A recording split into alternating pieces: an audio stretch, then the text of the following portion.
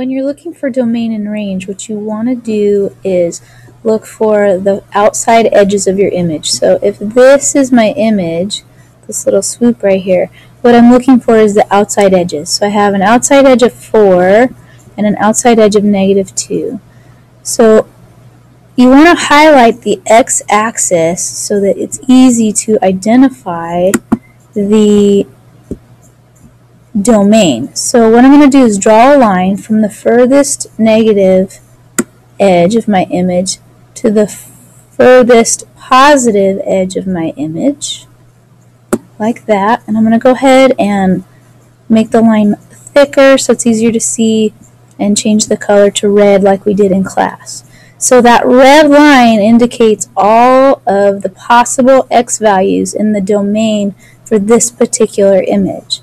So let's do the same thing for the range. I'm going to find the highest point of my image, which is up here, and the lowest point of my image, which is down here, and I want to highlight the y-axis so that it just shows me between the highest and the lowest point of my image. So I'm going to draw another line. I'm going to start it up here at the highest point, and I'm just going to draw it down to what looks like the lowest point for me, and I'm going to go ahead and guess that it's right about there. But I want to change the color to blue like we did in class so that you can see the difference between domain and range. So here you have an image that shows you clearly what is included in your possible x values, that is, what is the possible domain for this function, and then what is the possible range for this function, all the way from the top at the highest point on the image to the lowest point on the image. Now don't forget, when you're writing out your domain and range, you have to decide, does it include the outside edge numbers or not?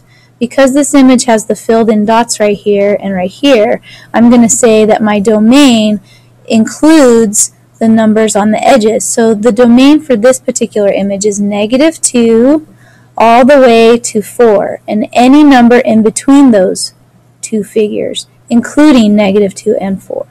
So for example, a -1.5 right here is included, or a +1.5 right here is included. At this point, you could kind of treat this x-axis as just a number line. Same thing goes for the range. So I'm going to say that my range is any number between -1 and looks like a +3.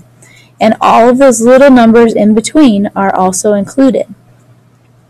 If you have any more questions on domain and range, please come and talk to me and I'll help you out.